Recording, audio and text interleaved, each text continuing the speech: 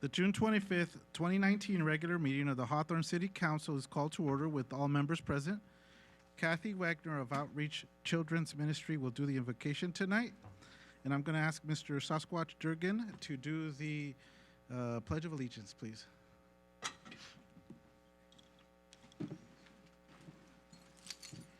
Good evening. I was just looking outside and we have our typical June gloom.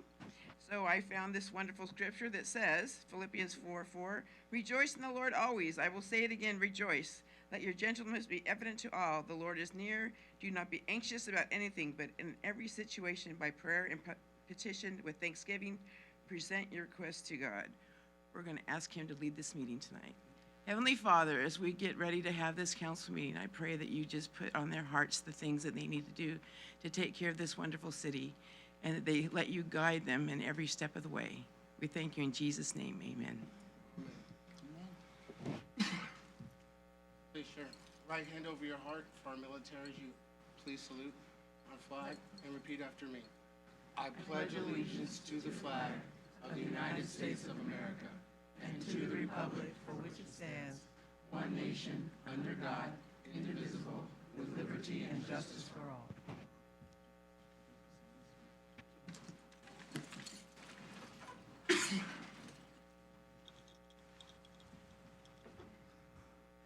Okay. I would like to call Robert Thompson, Operational Manager of Cal Water, to the podium, please. He's going to talk about California Water Services Company and the rates.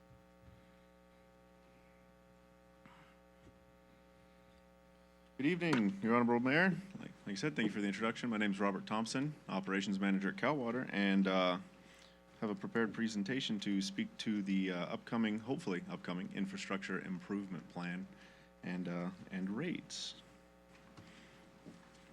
Hope everyone's doing well tonight. So before we deep dive into it, wanted to do a really brief high-level introduction for those of you who aren't familiar with me or the company, Cal Water. So on a really high level, California Water Service Company, we're a private utility. We were formed in 1926, cumulative 93 years of experience. We serve territories all across the state of California, all the way up north in Chico, where I just came from this past January, all the way down to Palos Verdes Peninsula. We serve about 2 million Californians through almost 500,000 service connections across the state. A fun metric is over 80 billion gallons of water delivered annually.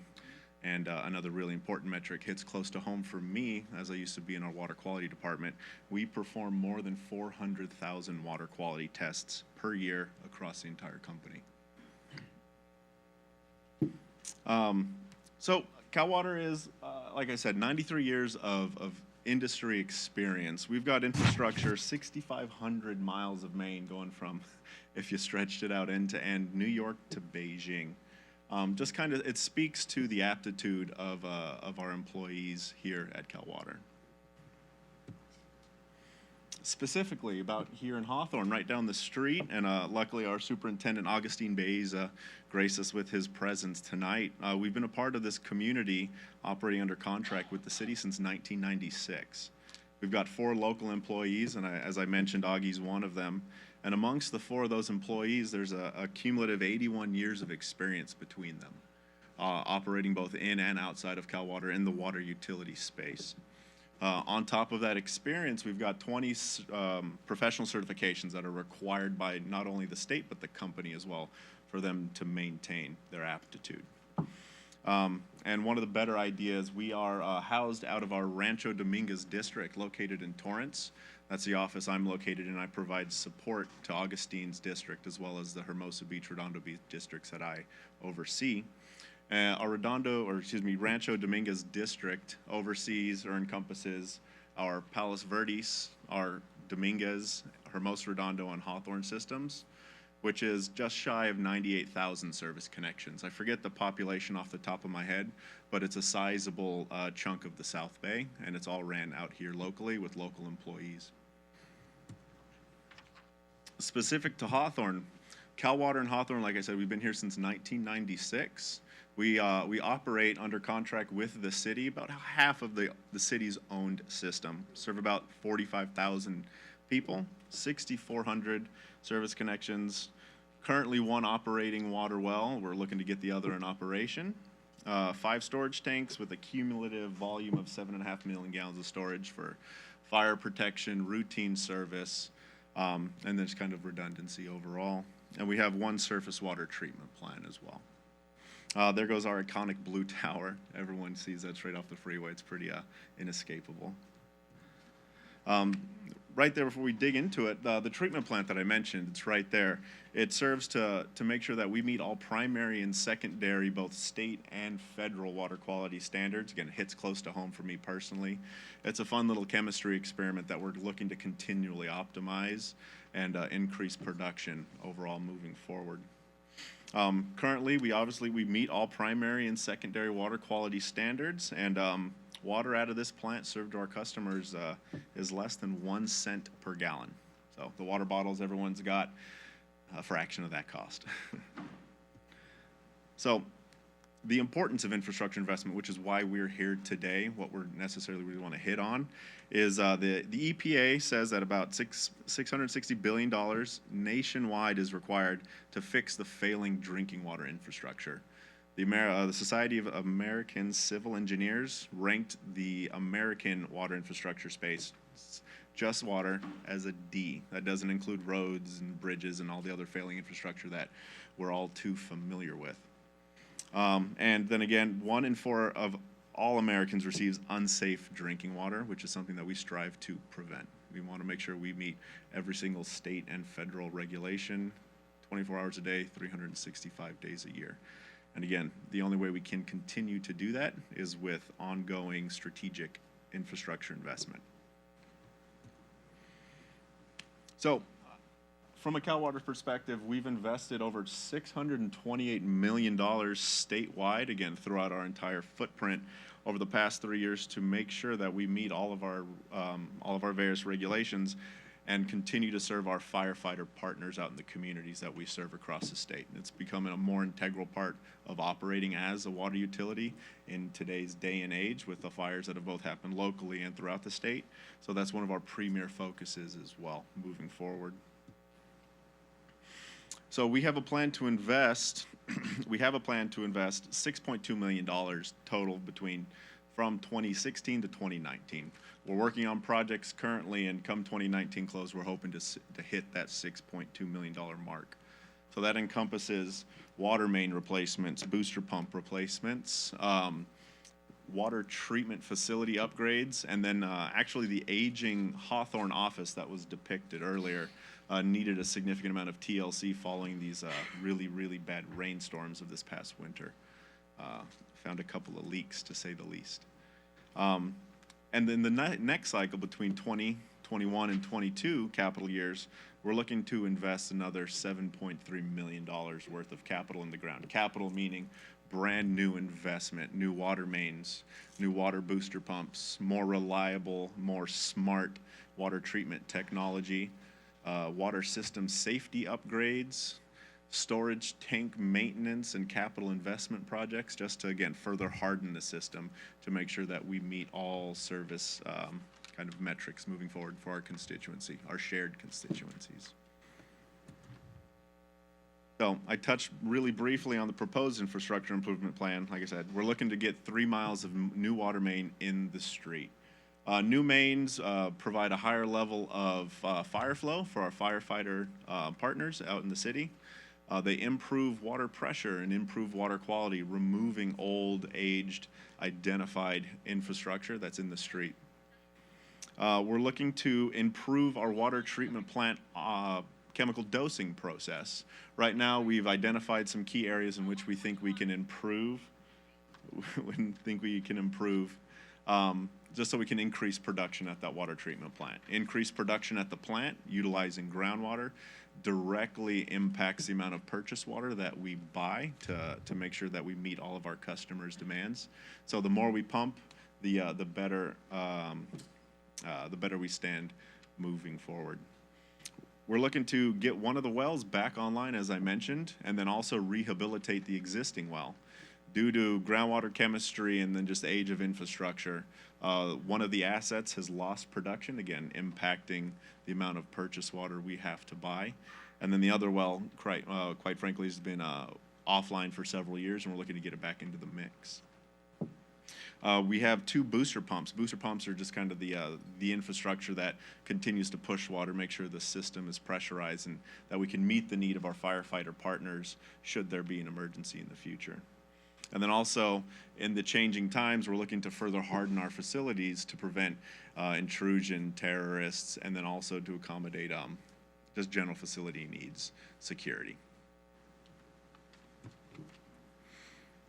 So the proposed infrastructure improvement plan will affect customer bills. As submitted in the council agenda, or in the council packets, customers would see on average about a 31% per day increase in 2020.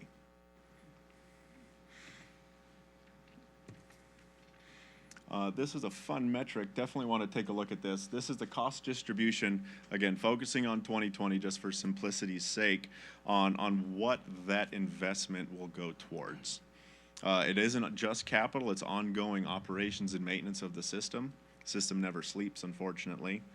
We have local water professionals, so I touched on our superintendent here, Augustine. He's one of the 4 individuals stationed permanently in our Hawthorne system. And then he has the full support of both local staff and company staff. Water production is the largest chunk that we've recognized so far, and we're looking to reduce that as we hopefully bring 2 new wells up in production and reduce that very expensive purchase water cost. One of the more notable things that definitely needs to be spoken to is the centralization of services. So this PowerPoint, for example, my services, they're the corporate services that we are afforded being with California Water Service Company. A real premier example of what Cal Water has to bear is during the Woolsey fire. The Woolsey fire impacted one of our Westlake systems. 4 different firefighter agencies were drafting off of our Westlake water system significantly to fight the encroaching wildfire in that area. We mobilized local resources out of our Torrance office and out of our East LA office and partnered with the CHP to have a direct escort of personnel and equipment to mobilize in Westlake and then prevent essentially one of the tanks from running dry. We got down to about 1.5 feet of water left into a tank. So an absolutely massive and strategic effort on part of our local police partners and then sister districts here in the area to make sure that we have the key support.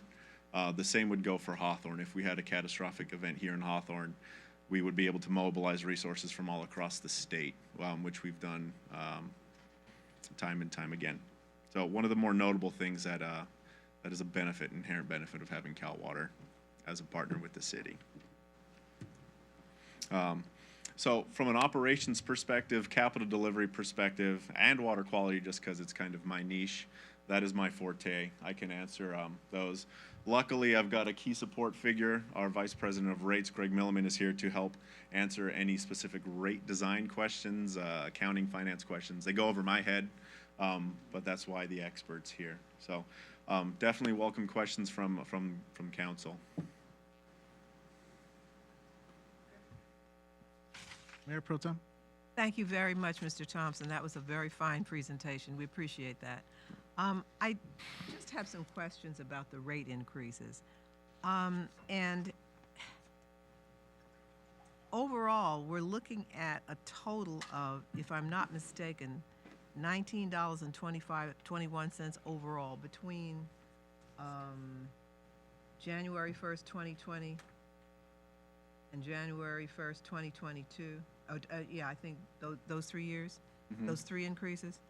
How do you justify those large increases? So I can touch on it. I don't know if you wanted a handoff. But it's $19.21 overall. It's more than that. About $30 over a 3-year period. So am I correct? Is this about 30? It's about 19. It's about 21 30. over It's a actually 30 about $30 over the 3 3-year years. period. Yeah. So I'll go ahead and address that Okay. for you. So a couple of points that I'd like to bring up is one, this is actually recognizing the increase in purchase water costs from January 2015. The purchase water cost has been held constant from West Basin, even though there's been an 18% increase in that over the 5 years. Our rates themselves, other matters in the rates were increased in 15, 16, and 17, but that particular large item was held constant. And as you saw in Robert's slide where it was 40%, that's a very big chunk of the cost to deliver water to you. And that's the increase that you're experiencing from West Basin. Correct, correct. That's part of it. Another part of it is in the 2015 case. It was, that's when we made some significant improvements to the water treatment facility. And it was a discussion amongst the council and city staff that we hold back on recovering our investment in that plant. And that is when we invest in a utility, over the course of that property's useful life, we will recover the principal, if you will, that we invested into the system and earn a return on the net unrecovered portion that remains. And so in the Public Utility Commission language, it's referred to as depreciation. But conceptually, when I talk with family and friends about it, I just explain it like it's a mortgage, where as you return to the bank the principal and interest. That's what that function is. So at the last case in 2015, it was collectively decided to hold back on the recovery, and because it was such a large investment, and now we have reincorporated that or reintroduced the recovery into these rates. Those are that, and the third element that is surprising doesn't have anything to do with costs, regulation, legislation, technology. Simply has to do with using less water. If your community's done really well and conserved roughly about 10%, reduce your consumption, but what that causes is the fixed costs of a system that do not vary whether people are using water or not, such as the treatment plant. We need the cost for that treatment plant costs money, or a meter reader, their salary, that costs money. So if you're able to divide those costs by a greater number of units of water sold, the cost per unit is less, and that also has a pretty big impact on what's driving this rate increase. Okay.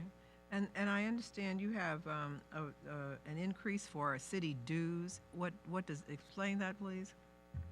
City dues? That is the rent that we pay to the city for being able to operate and maintain the system. And then you pass that through to the customers? No, we pass that through to you. That's what I mean, the Yes. customers. Sorry, indirectly back to the customers through you. Anybody else? I don't have it. Yeah, Go ahead. When you sell your water, how do you, what is it, a cubic, what's the measuring? It's a wonderful measurement. It's 100 cubic feet. 100 cubic Yeah. feet. And so basically that's the cost of the product to the consumer. And Hawthorne is divided with another water company. Do you know what their cost of the water is using the same measurement? Well, yes, I do. They are, for 2020, they will roughly be about $82, $82.50. And in 2020, I was asked to prepare this, so locally around here, LAWP in 2020 will be $85.64. Golden State Water Company will be $82.55. Right now, it's proposed for the Hawthorne system to be $80.74. Cal Water's Hermosa Redondo district just down the corner is 7852, and City of Manhattan Beach is 7815. Okay, but as of today, No, this is proposed for 2020. okay. I wanted to try and get them apples to apples. However, I can't quite do that because Cal Water and Golden State are regulated by the Public Utility Commission. We are not allowed to include West Basin's planned 2020 water increase in our rates, whereas we were able to plan for that for you. So in 2020, both Cal Water and Golden State will have another rate increase when West Basin predictably increases their water rates as they have done every 6 months. And so that's the only slight tweak. I predict that our Hermosa Redondo system, as well as Golden State's Hawthorne system, I said Hermosa Redondo. The Hawthorne. example that they use is $74, and I believe that correct. And over a 3-year period, it goes up basically about 40%. Golden State or? No. California, your Oh, company. my company. Your company. Okay. that- Today, where are you guys at today in comparison to what they're charging for the same measurement of water? Where we're at right now? Yeah. Do you know what that is? Yes. Right now, we are at 83.32. Where are they at? Golden State right now is at 83.78. Okay. Now, we have people in the city that use both companies. Mhm. Your infrastructure improvement, is that just for the whole city or going to be used by them or? No, it would only be used by our Hawthorne customers, your Yeah. constituents in our system that we're operating. Well, I know it's not much, but 30%, it just seems like quite a bit, to get it. That- Nothing else goes up 30%.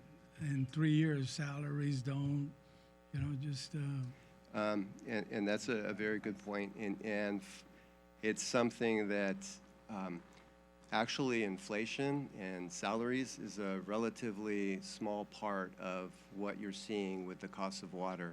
As I demonstrated, most of the costs are relatively similar.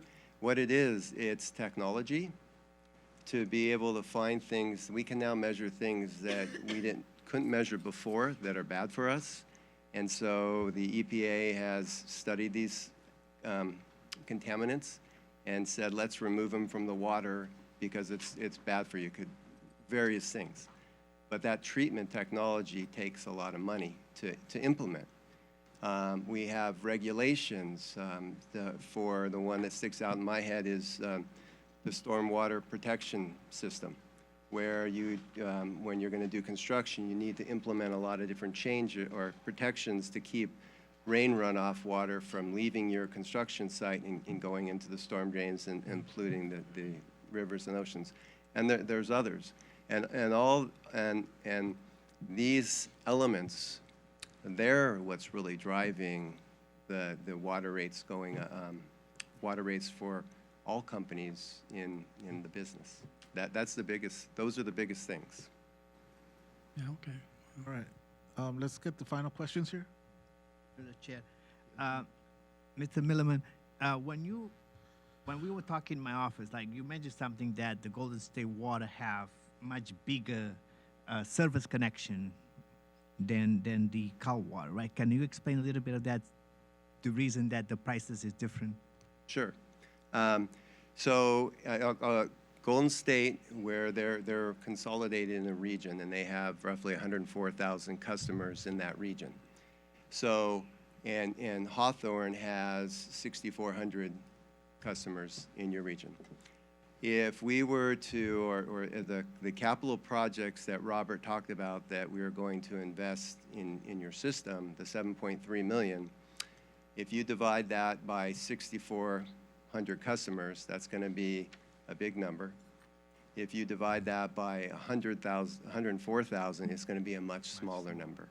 And that's kind of the nuts and bolts of it. We talked a little bit about economies of scale, where, we used a meter reader. One meter reader might be able to read 3,000 to 6,000 connections. So you need to hire that one person at 3,000 connections, and you're going to pay that salary. But as you keep adding connections in this theoretical example, you're not going to increase your costs. You're going to be able to spread those costs over more customers. Thank you. Yes. So I wanted to ask you also, you discussed the increases up to January 1st, 2022. What would you expect as increases after that? Can we expect increases every year or every, I over think what yes. period of time? No, I think you can because, and for the reasons I said, there'll be a little bit of inflation, but there will be technology changes, there'll be regulations, and West Basin and the Water Replenishment District need to fund their operations, and so there'll be increases there. And so I don't know what it would be, but I would predict that those things will happen, and then we would need to react to those. So will that be around at the same rate, so about at about $9 or $10 a year per customer every year after that? This would be difficult to answer, but I'd like to point out this way. The last time we set the rates or increased the rates was January 2017, and have gone 18 and 19 without an increase. If we go through the next 3 years and then analyze what it costs to deliver water to your customers or your constituents, and do it on a more recurring basis, I would not expect the costs to be that high, all things being equal, because there would be less of a time gap between when you looked at what the cost of service is and adjusted the rates appropriately. Thank you. That's it. All right. Thank you, gentlemen, for presenting to us.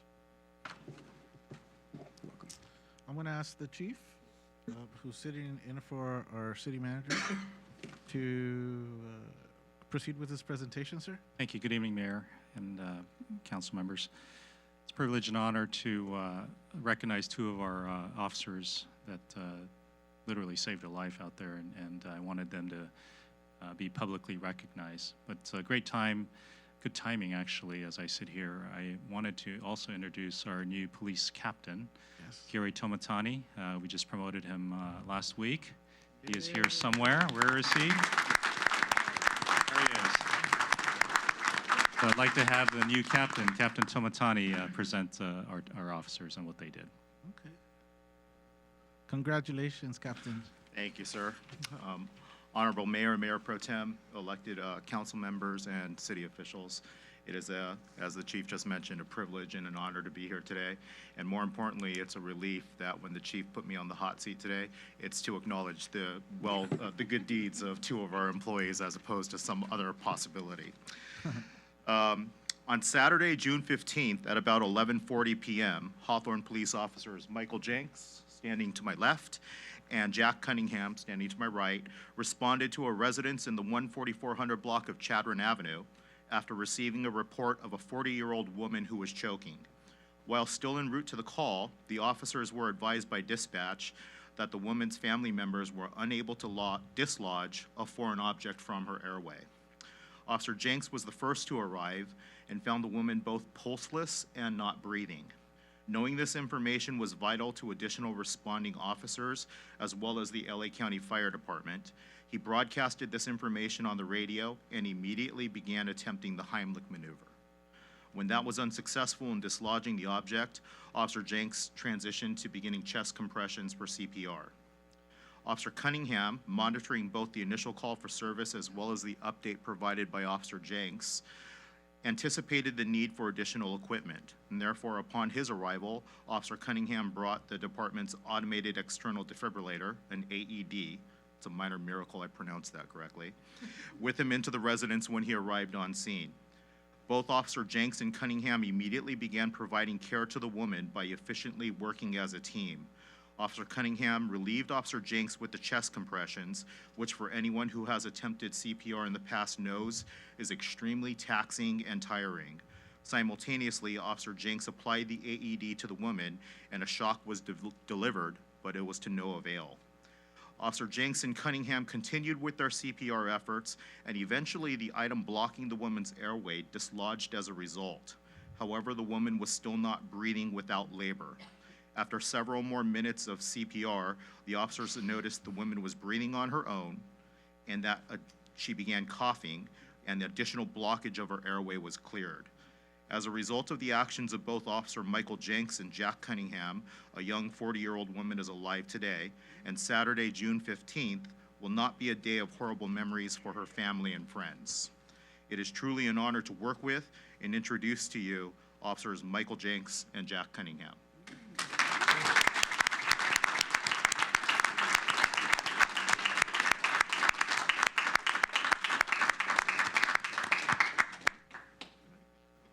Okay, you first. I just want to thank you guys for recognizing us today. It's much appreciated. And thank you, Chief. Same thing. Thank you for having us here tonight. Thank you, Chief, for the recognition, and thank you, Captain, for putting your time out tonight. Excellent. So normally we would have an award, but I don't have anything other than hand claps. So let's please give them a round of applause. I mean,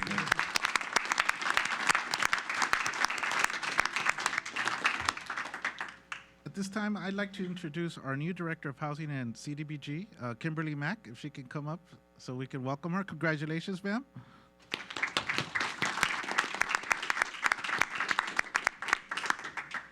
Come on up. Yeah. If you could tell us about yourself a little bit and what you hope to achieve during your tenure here. Go ahead. All right. Hello, everyone. So again, I'm Kimberly Mack. I came from the Housing Authority of the City of Los Angeles. Spent a good 12 and a half years there serving the public, administering the Incoming Portability Program and the General Section 8 Service Delivery Program. And I am so happy to be here. It's my pleasure to be in the City of Hawthorne. I look forward to serving the community. Welcome. Welcome to the City of Hawthorne. Thank you. Welcome. Okay, folks, we're going to start off with the oral communications. Madam Clerk, please read the guidelines for oral communications. During oral communications, speakers shall have 3 minutes to state their business. The Brown Act prohibits the City Council from providing a detailed response or acting upon any items not contained on the agenda. The governing bodies as a body shall have the discretion at the close of oral communications to refer your remarks to the city manager for a study, investigation, report, and or recommendation. Okay. I have Mr. Sasquatch Durgan. Please come up. How you doing, sir? Blessed and highly favored. How about you guys? Good, thank you. Great. I'd like to talk about street zigzags by intersections by schools. In Europe, they have the little white lines, and as you get to an intersection, they go inside and out, kind of forcing people to slow down. I think that'd be a great idea around the schools, especially the middle schools and lower, to kind of slow down traffic. And then the other thing, because you guys were talking about parking is a pain in the city of Hawthorne. I noticed one of the biggest hindrance are commercial vehicles that are parked overnight or past the time of 6 o'clock, which we have an ordinance that forbids that from happening. I thought if we increased the fines and the penalties, that would discourage people from doing that, because evidently just having their car ticketed isn't significant enough for them to move it off and stop them from violating. That was pretty much. Okay, thank you, sir. Do we have the form where he can fill out? And if you could summarize what you just said on paper so that we could refer to that. Thank you, sir. Gordon Michael Migo.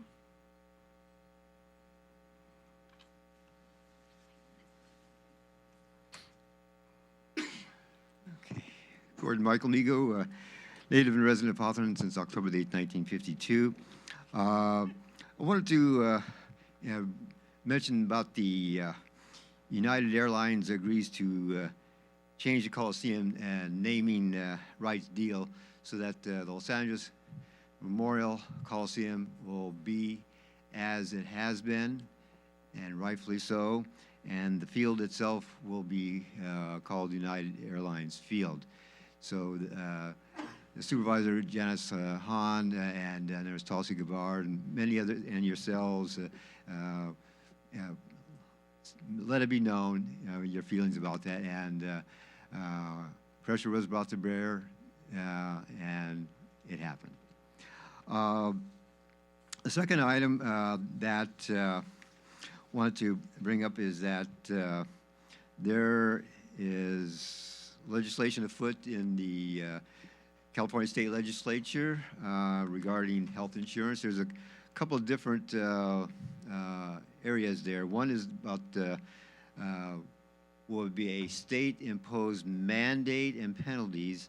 It's kind of like an offshoot of what was a federal one, which would require people who either basically can't afford to buy insurance or choose not to or whatever.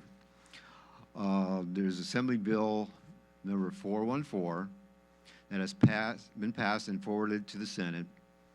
And then there's Senate Bill number 175, which is still in committee, and the Senate is still waiting for the bill to come to the floor.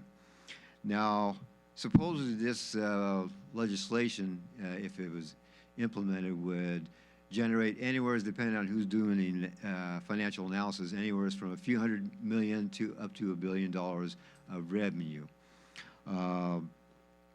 And in turn, this money is supposed to be used to pay for other folks that who choose to come to our country through less than legal means.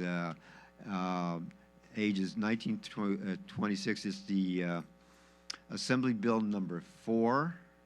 The Senate has already, the Assembly has already passed it, but it has been sent over to the Senate, who will vote on AB 4 on July the 10th. And then the Senate Bill number 29 was passed in its chamber and was forwarded to the Assembly and will be voted on by the Assembly on July the 9th.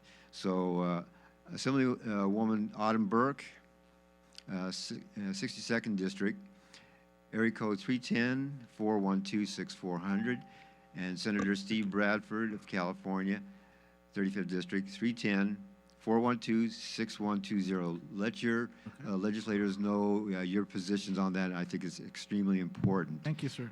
And just closing, I want to wish everyone happy 4th of July. That's right. Happy 4th of July, sir. Yeah. Amy Shepard, representing the William Hassan Foundation.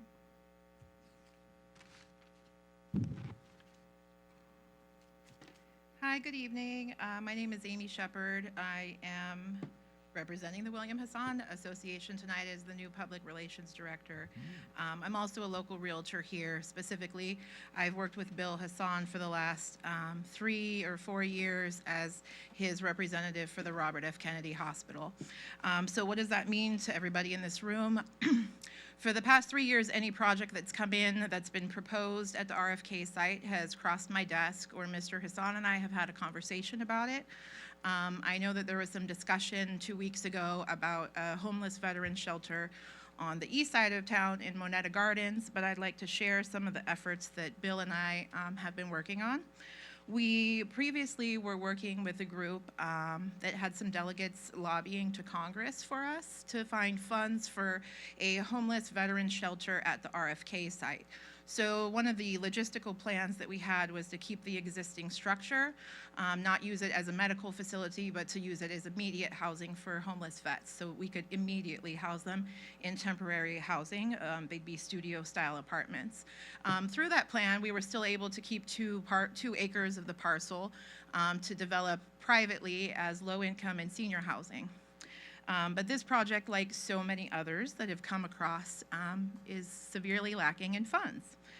We were unable to secure any funding from Congress. We've been unable to get any letter of intent written or any offers or proposals in writing for the project. And so we saw that you guys are open to that, open to, a project that would get vets off the street. And so we thought we should come here tonight and ask for assistance.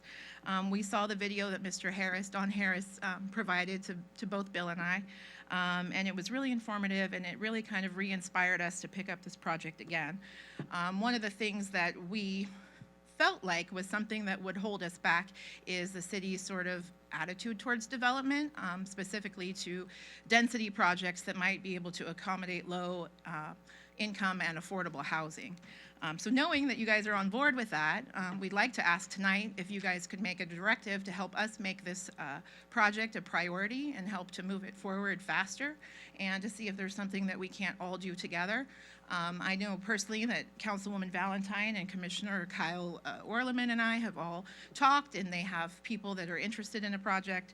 But, you know, we are looking for, you know, a couple of vital things that are pretty standard for our industry, which is some sort of proposal in writing, you know, something we can give the investors to look at. And then we, you know, obviously need to identify a source of funds, where those funds are coming from and how we could use them. So I'll give you all my phone number. It's 310-686-4544. And my email is my name, AMIE90250@gmail.com. And we look forward to your response. Angela McVeigh. Evening, Council. My name is Angela McVeigh. I'm here about a building, a small apartment building that I own on 115th. It's at 4524 West 115th. We had an emergency roof repair that we had to complete with all the bad storms we had around Valentine's Day. The building and safety was closed for 4 days, so we had to wait to get the permit, but we couldn't wait to get the roof on because there was several areas, large areas, where the roof was blown off. So my ex-husband actually is a contractor. He was the one who I called him in the middle of the night and said, I need you over there. So we did this, and I thought he got the permit, but he didn't.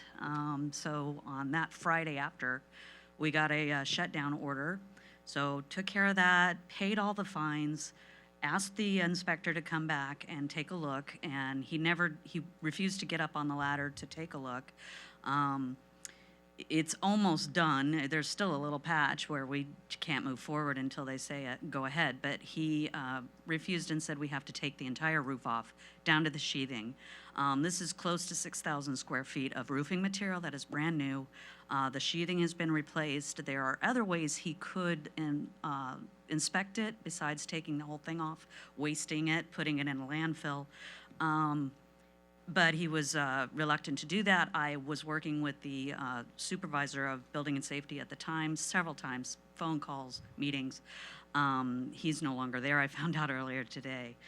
But so I'm hoping we can come to a resolution. I know it needs to be inspected. I know that's very important to have a roof that is well-built, and it's also my building. My daughter lives there, so I certainly want it to be there for long after I am. So I'm just hoping that I'm appealing to you that we can get this resolved without me having to spend at least double or more to replace the entire roof that is perfectly good, and to rip it off and go, yeah, it's good, put it back on.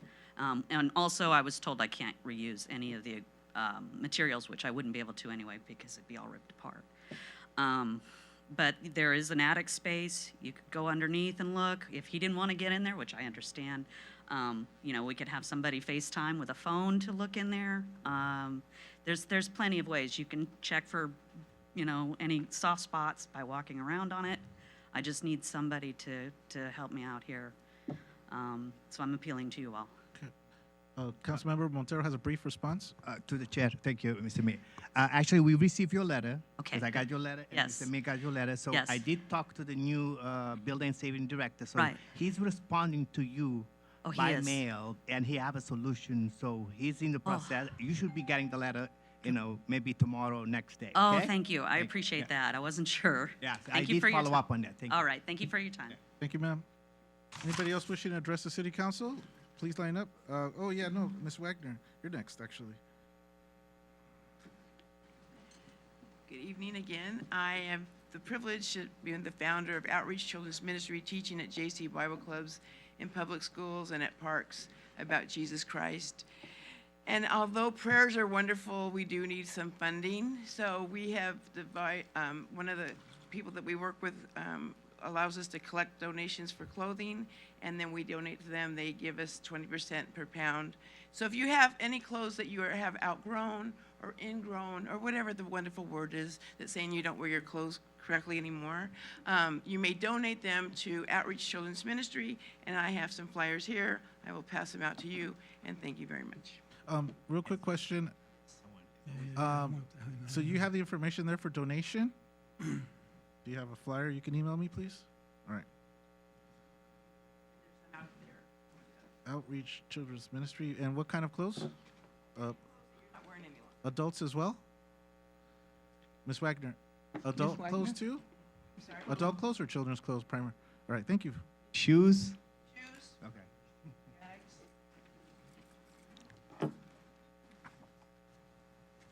I think we can all use that. Yeah, yeah. Hey, Russell? Yes, ma'am, I'm sorry. Go ahead, Commissioner. How you doing? I'm doing okay, Mayor. How are you? I want to read something about what we're having at our church.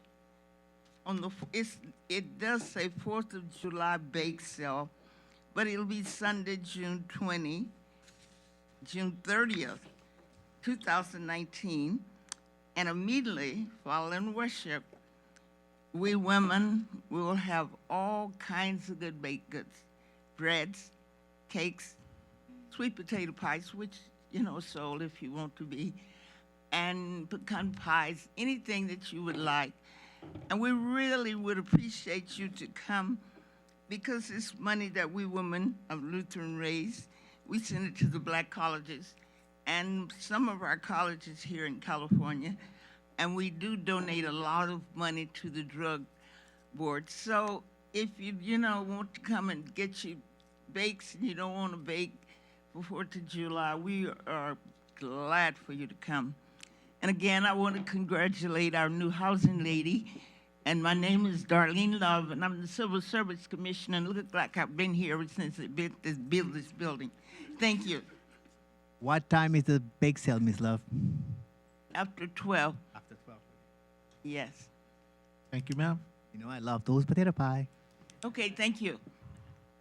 Okay. Next, please. Good evening. Carol Maston, Hawthorne resident for over 47 years. To Mayor Alex Vargas and to the council.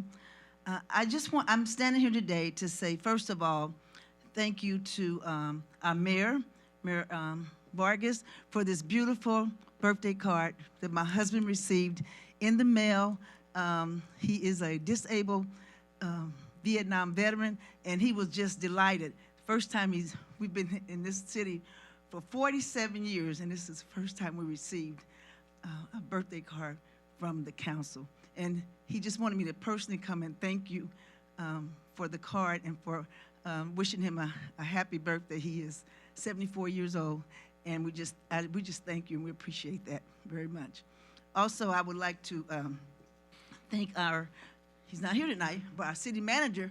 At the last council meeting, I complained about the tree trimming, and on June 11th was the last council meeting, I complained about how they had put out all these signs about trimming the trees and nothing was happening. The very next day, June the 12th, they came out and trimmed not only my side of the street, but the other side. I mean, the entire block. And I just wanted to say thank you and just let everyone know that this city works, and that that if you complain and it's legit, you're gonna get some action. And I just thank you, and I appreciate all that you did for 115th Street. Thank you very much. Thank you, ma'am. Oh, she said all of Holly Park was trimmed. Well, I know my street was, but okay. Thank you. Thank you, ma'am. Hi. Hello, good evening, Mayor, good evening, Council. My name is Precious Simpson. Today I would just like to thank the Wild Family Foundation for the scholarship that I received, and also the Moneta Gardens Foundation that I received for scholarships. I just wanted to actually thank the City of Hawthorne for the total complete 11 years of my education. from Jefferson Elementary School to Prairie Vista Middle School and finally graduating from Hawthorne High School. I just wanted to say thank you, and I wish all my other fellow graduates a great life, and I hope everyone achieves. Congratulations, ma'am. Congratulations. Thank you. And good luck in college. Hi, my name is Lorena Salazar. I'm new here. I really don't know exactly what goes on here, but I was just concerned about a certain thing that the young woman with her son was talking about the Kennedy Hospital being remade for a shelter, and that was one of my concerns. Just in case if they didn't get enough funding, I was thinking if I know there's an organization where some tents are involved, where some for homeless that some tents are passed out. I'm sorry, I get really nervous. Oh, ma'am, Some go tents ahead. are being passed out for some people that don't have any homes. But I was also wondering, just in case if that particular, project didn't come along for where they were doing for Robert Kennedy Hospital, I was wondering if they can get like a place or a certain property where they can actually set up tents. I know these things are actually taking place in different cities and different areas, and I was wondering if this can also happen here in Hawthorne. I know that Hawthorne community is coming up, and when I mean is coming up, is improving. There's a lot of remodeling happening, and the city is actually looking a lot better. I also live around here, and that was one of the main concerns I had. If just in case if it didn't take place for the funding at Robert Kennedy, if there can be another place where they actually can set up their tents or some type of lockers where they can keep their clothing or some of their personal things where they cannot be stolen. That was just an option that I had. Okay, no, thank you, ma'am. Thank you for your All right, opinion. thank you. Yeah. So, go ahead.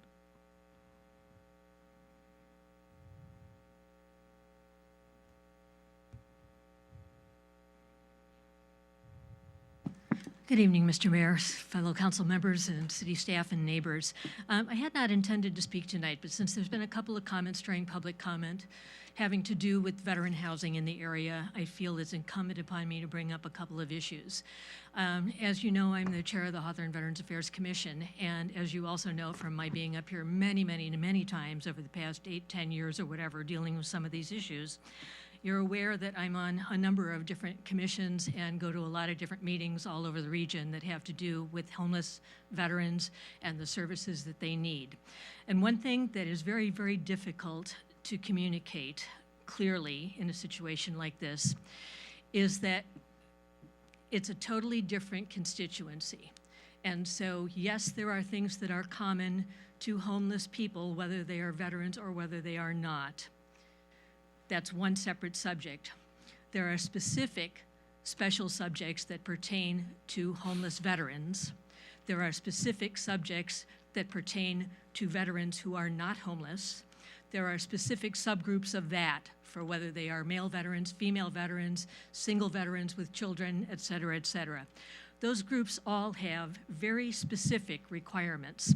And to think that you can use a one-size-fits-all plan to address those different constituencies is something that can lead to a great deal of difficulty that none of us need here. I'm very familiar with what is being done, not only in the city, but in the county and within the state and within the region on some of those issues. And I would beg you, what you are doing in terms of the project on Carderi, you're handling in a way that I think is very responsible, because you are coming to those of us who work in the veteran space, who knows what those different constituencies want and need. Those of us who also live here in the community and know what our community consists of and what the priorities for this community are, so that we can put together a project on this city-owned piece of property that will work for all of the constituencies that are involved in it. And so thank you very much for giving us the opportunity to weigh in on some of these issues, because knowing the veteran space that we do, we can help avoid some of the potholes that people who are not familiar with that space would not be able to avoid, and vice versa. And the city obviously has expertise in areas that the veteran community is less than familiar with. So it has to be a synergistic relationship, and we have to listen to each other. And in terms of the other property that was discussed, yes, I did tour that facility, as all of you know. You've heard me speak about that on many, many occasions. Many of the city staff members are aware of what we had suggested for that property. Many of you are aware that we toured the property and that we had a group together who could have implemented what would have been a magnificent project for that area. Many of you are also aware that the negotiations on that property were cut off by the owner of that property at the time. And I feel very strongly that if that property is to be developed and it's owned by a private individual and they have the right to do it with it what they want. But again, if you're going to take a property that size and try to develop it for specific constituencies, you had better have people on board who know those constituencies, otherwise you're going to really have a disaster over there. So I just ask you to take that into consideration when developers who are not in the veteran space decide that they want to do a veteran project. Thank you for taking that time and taking that into consideration. Thank you, ma'am, for your support. Thank you for expressing your view.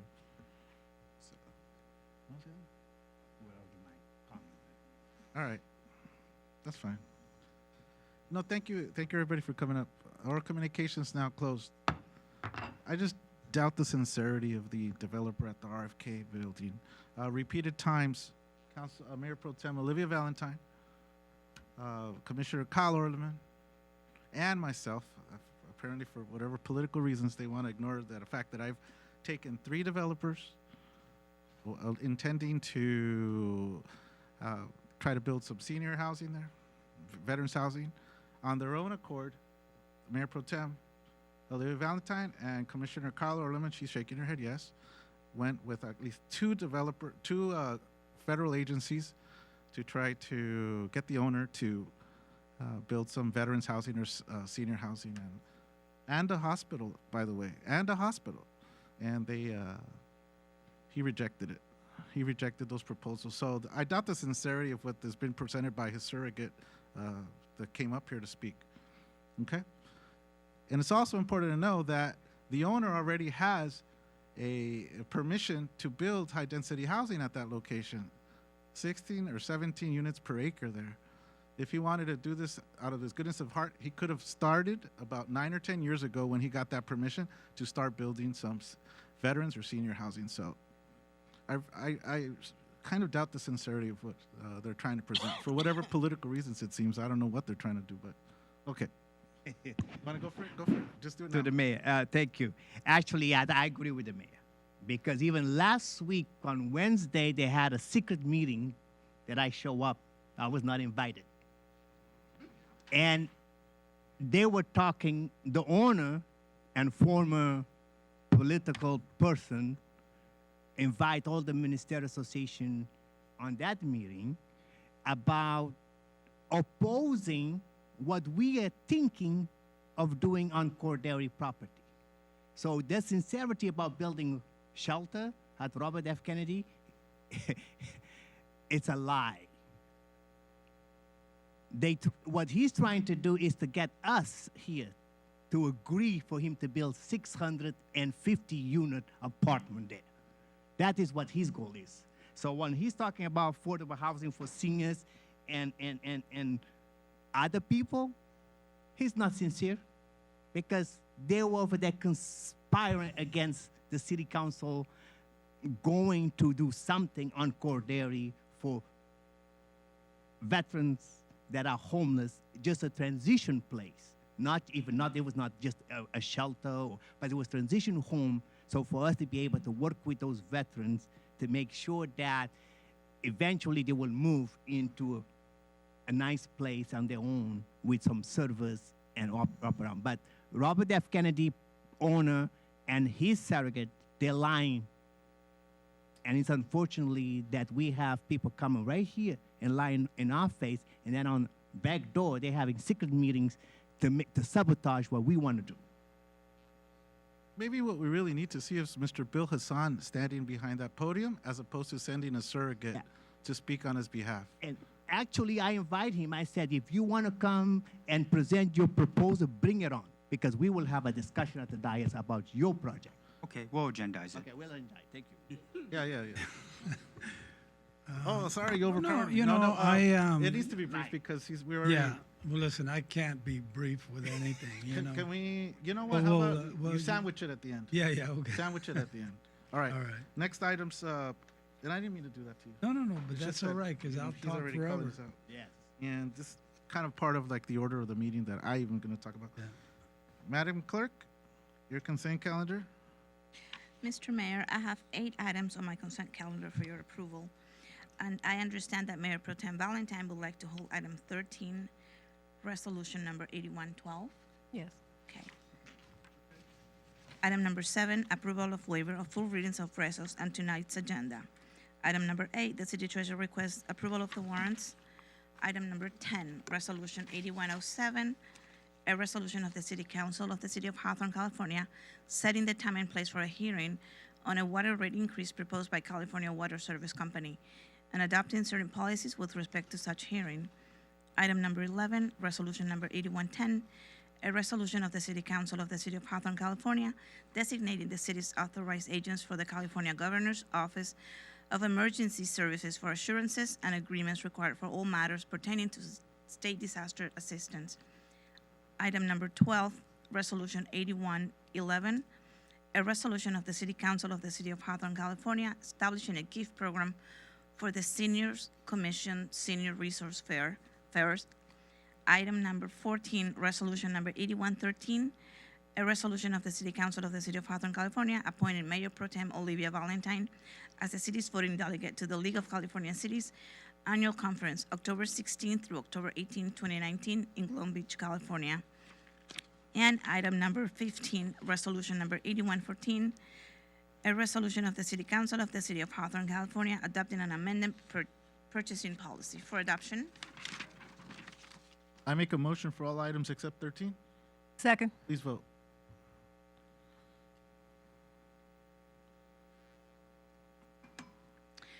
The vote reflects Mayor and City Council voting yes. Mayor Pro Tem Valentine, 13. Yes, so this was going to be a resolution opposing Assembly Bill 1279, housing development in high resource areas, but this particular bill failed to advance, and so at this point it's being held in the Assembly and it has not gone to the Senate, and so there's no point in actually opposing it at this time. So I'm going to propose to the city attorney that we monitor this bill until next year, because it probably will come back again. Mayor Pro Tem, can we just go ahead and vote on this, just to indicate our support, our opposition to it, I guess, in spirit? What do you think? Yeah. Okay, well, as far as I'm concerned, then we could go ahead and, and we could go ahead and oppose it at this time. Second. Okay, it's been moved and seconded. Please vote.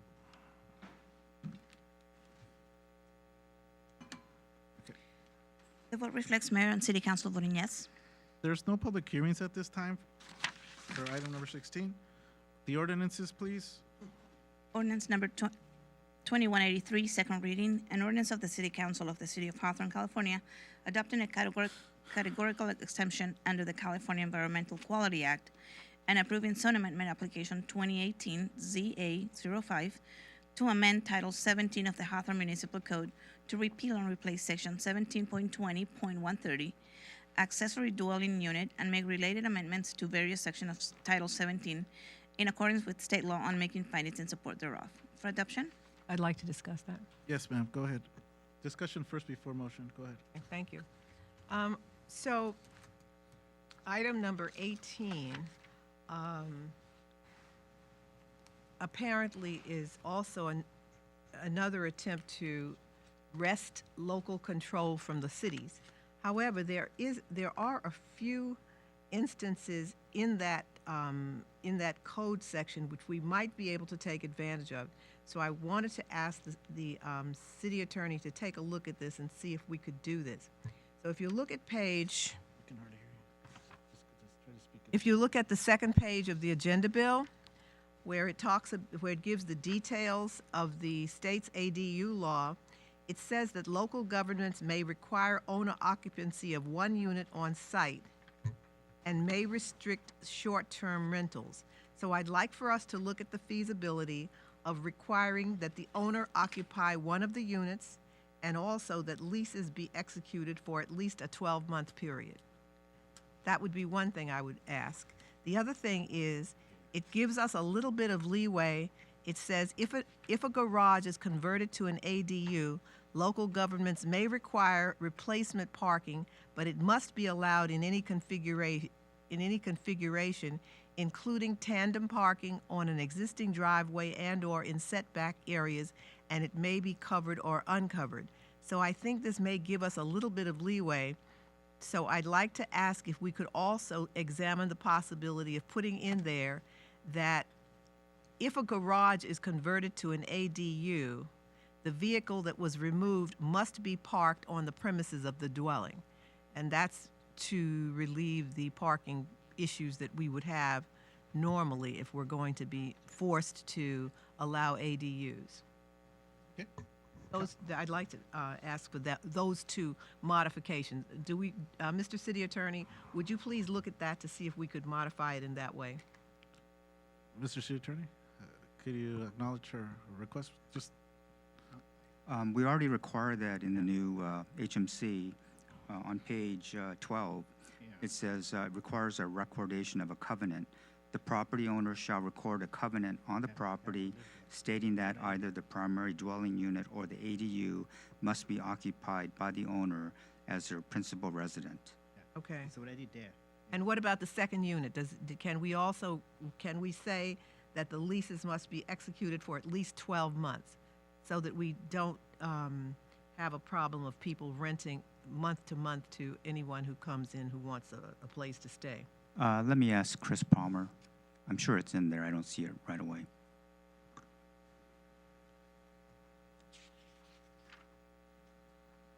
We do restrict short-term rentals, so you can't rent less than 30 days. Okay, but I'm saying 12 months. So if that's what you would like. Would you like us to bring this back for a first reading to I make would, that please. change? Thank Okay. you.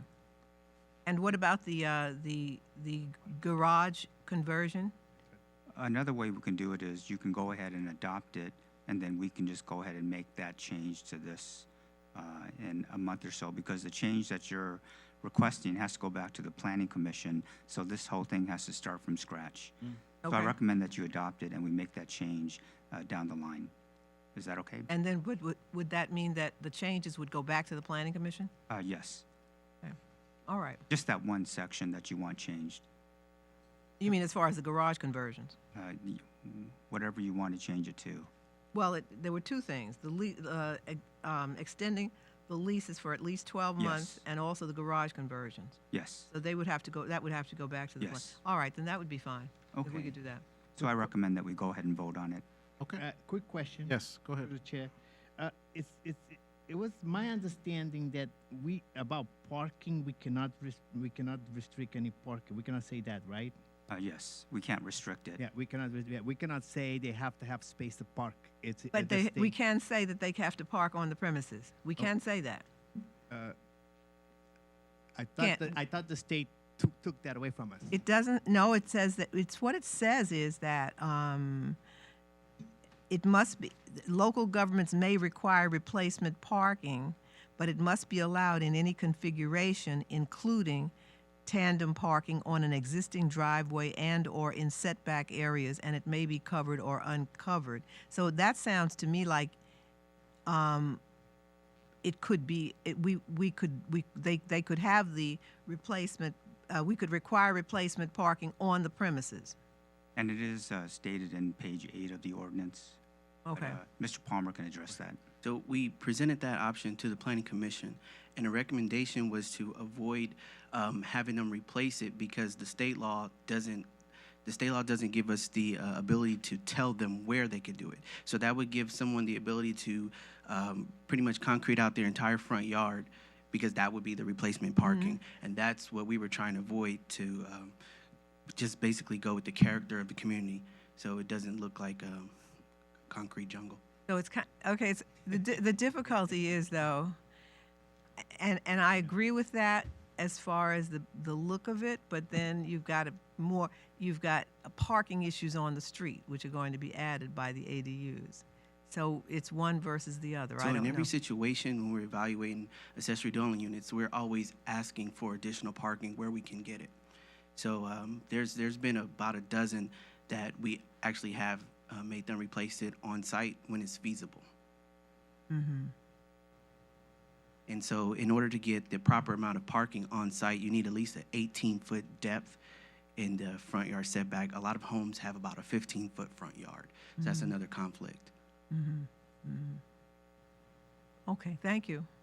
But doesn't mean that 15-foot parking space can't be used. An exemption could be made. Or you'll have either no lawn or no parking. Okay, guys. All right. Okay. And then I move to approve. With amendment. Second. Okay. Motion's been made by the Mayor Pro With Tem amendment. and with amendment and Well, actually, you're going to approve it as is. We're going to make the amendment down the line. Okay. Okay. Can you guys revise your motion? Okay. accordingly? Move to approve. Okay. It's been moved and seconded. Please vote. The vote reflects mayor and city council voting yes. Where are we at? 19? Ordinance number 2185, second reading. An ordinance of the City Council of the City of Hawthorne, California, adopting a notice of exemption in accordance with the California Environmental Quality Act to amend Title 17 of the Hawthorne Municipal Code, addressing definitions and types of accessory structures permitted within residential, commercial, and industrially zoned properties for adoption. I move. Second. Please vote.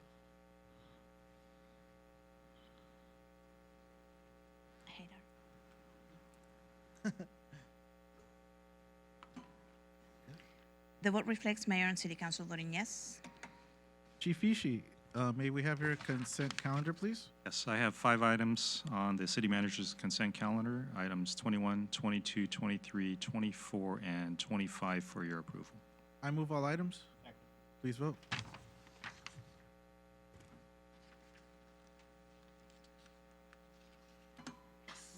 The vote reflects mayor and city council voting yes. Item number, city attorney's consent calendar.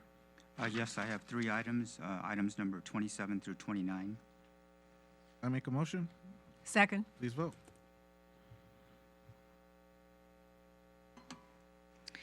The vote reflects mayor and city council voting yes. Oh, yeah, just if, for the record, there's people who motioned they wanted to speak from the public during this point. All comments from the public need to be made during oral communications. Okay, just for point of information. Next items. So where are we at? Discussion? Action discussion items. Councilmember Monteiro. All right. Thank you, Mr. Mayor. Yes. My discussion item is the fact that, in the past, we had birthdays, and it's nice to sing happy birthdays over here, but to interrupt the meeting, to go eat cake, it takes about like 20 to 30 minutes when we're supposed to be doing people's business over here and not to be waste 20 to 30 minutes. So I'm proposing for us to have no more cake, but we can still sing happy birthday. Can I have a motion on that, please? I'm not going to take this personal. Okay, you second it? Okay. Second. You know what? maybe in. And we have discussion. Maybe in return. And we have discussion. Go ahead. Yeah, of course. There's.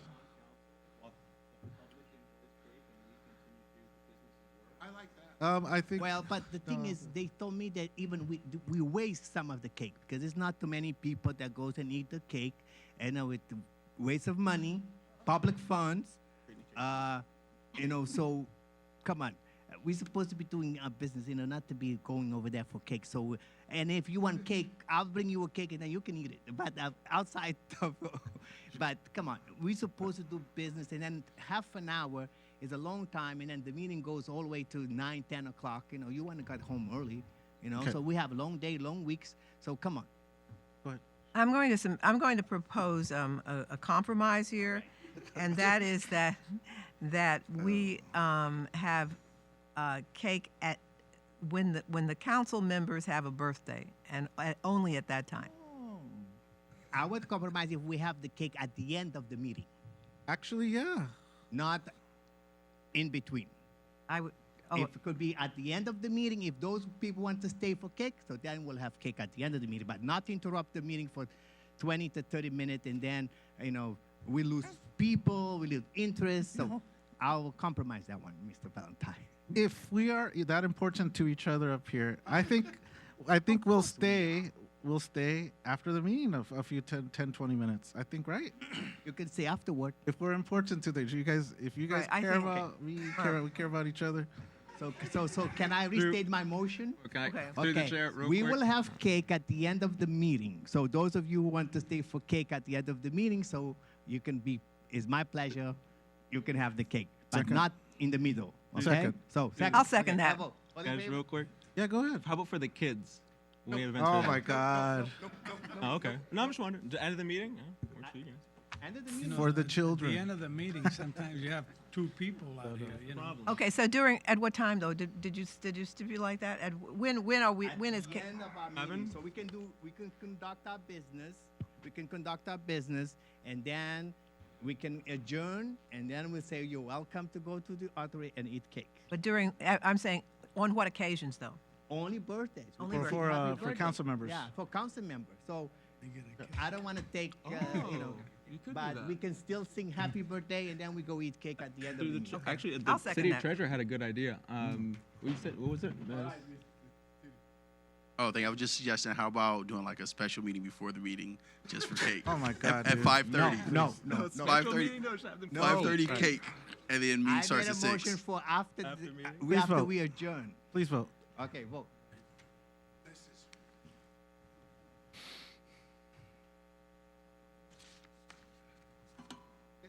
Yeah, right. You can't. The vote reflects mayor and city council members Oh my voting yes, God. with council member Awad abstaining. That means you will have no cake. Glad you took it strong. Okay, You took a stand. You'll have no cake. I brought the cake last took time, us- so it wouldn't affect the general fund. So if we could, that's why. I'll just keep doing that. Yeah, no, but like, Last time. We can discuss this and bring it back. no, but We can bring it back if We'll we, you have know. it at the hotel site. We're just like, Right, okay, right. there's the cake there, You know, and let them go there. We'll see how And that we can works, and feature then it we'll at the bring hotel site. cakes every week. Right? and see, the thing is, guys, that it's everybody here benefits from it Well, because you that's guys true, get to too. taste the cake. People at We'll home, work it different. I get emails and I get calls after. Why do you guys have to do that? Why do you have to do that? And the people are upset because they're wanting to see the people's business, and we're over here like everybody's all hobnobbing over here. Bring cake. And I don't know if some of you guys remember that I had a run-in with one of the previous mayors over here because of the breaks. You remember against Mayor Guidi? Yeah, that was like a very uncomfortable moment where he was like rah, rah, rah. He went at me. So I And we kind have- of understand where this is coming from. Report on the League of California Cities Revenue and Taxation Policy Committee. Mayor Pro Tem Thank you. Valentine. So I'm on the board of the Revenue and Taxation Policy Committee for the League of California Cities, and we recently had a meeting in Sacramento, and there were several issues that were discussed, so I just wanted to hit the highlights of them. First, we discussed the budget issues. The 2019-2020 budget of the state of California will be allocated mostly for debt repayment, pension obligations, and schools. There is expected to be about a $20 billion surplus left over and above the commitments. So they're continuing the legacy of Jerry Brown to maintain a large surplus for emergencies. The budget allocates $650 million to site and build emergency shelters, navigation centers, or supportive housing. The League considers this helpful since the entire state is going to, unfortunately, for us received much larger RENA numbers. There is expected to be a $500 million allotment made available for the Infill Infrastructure Grant Program. The governor is determined to build more housing. He wants to build 500,000 housing units per year in California for a total of 3.3 million by 2025. Some of the bills that we were concerned about have died. Some have continued. I just wanted to mention a couple of them that we were concerned about. AB 1356 cannabis.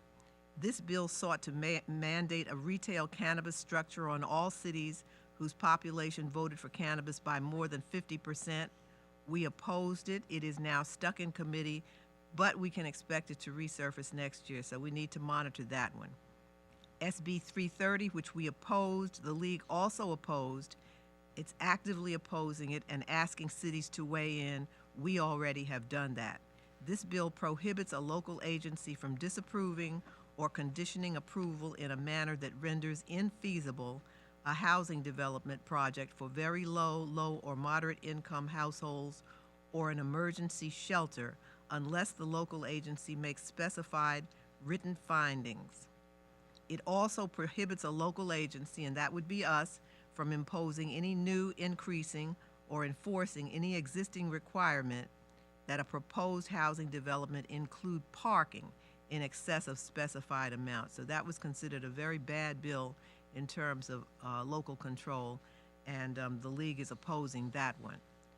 We talked about AB 1279. We're going to just monitor that one. It's dead for now. It didn't advance out of committee, but that was the one that was going to require the Department of Housing and Community Development to designate areas in the state as high resource areas, and at the request of a developer, a housing development project would be considered a use by right if the project met certain specified criteria. So we definitely wanted to oppose that one, but right now it has failed to advance, so we're just going to monitor it. We talked a lot about AB 147. We supported this one. It was signed by the governor. This is the implementation of the landmark U.S. Supreme Court decision in South Carolina versus Wayfair. And essentially, under AB 147, the obligation to collect and remit transactions and use tax on all sales made for delivery in any city or county that imposes a transaction and use tax applies to a retailer, whether inside or outside of California. So this is the reform that will allow the collection of taxes on online sellers wherever they are located. So it is expected that by October they will begin to collect these taxes. We should see, it is expected, a 1.8% to 3.5% boost to our sales and tax revenue as a result of that implementation of AB 147. We talked about AB 1482. We had a very spirited discussion on that one, and that's considered a precursor to rent control, so we have to watch that one very carefully. It imposes a rent cap of 7%. I'm sorry, it would impose a rent cap of 7% plus CPI. The League has not yet taken a position on that one.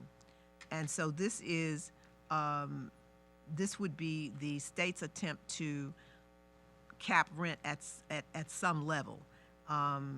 And so some of the comments that were made about it were that study after study has demonstrated that price controls end up crippling the commodity that is controlled, including housing.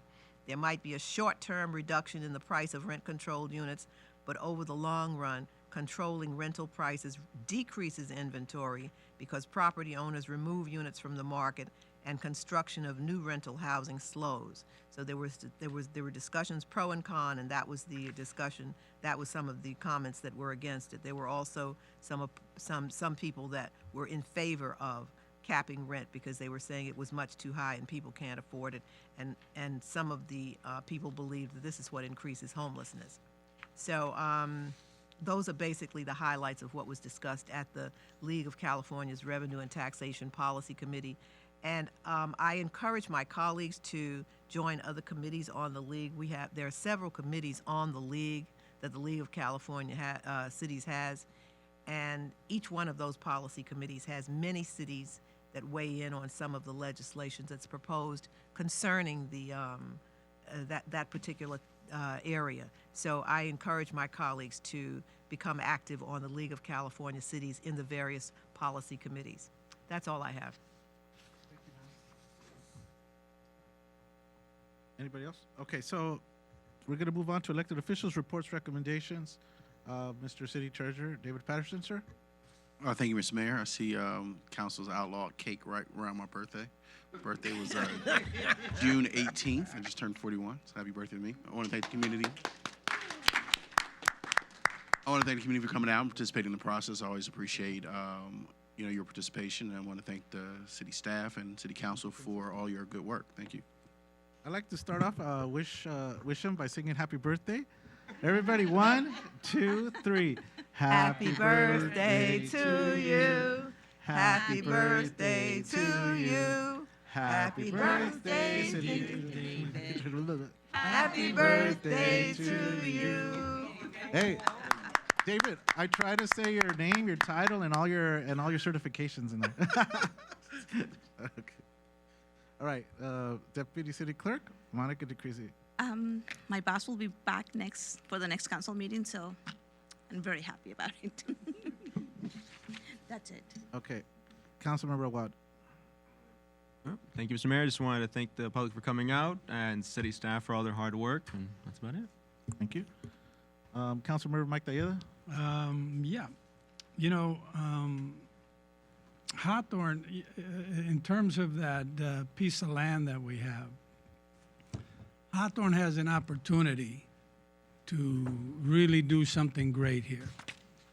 And I agree with Kyle when she came back and she was talking about the different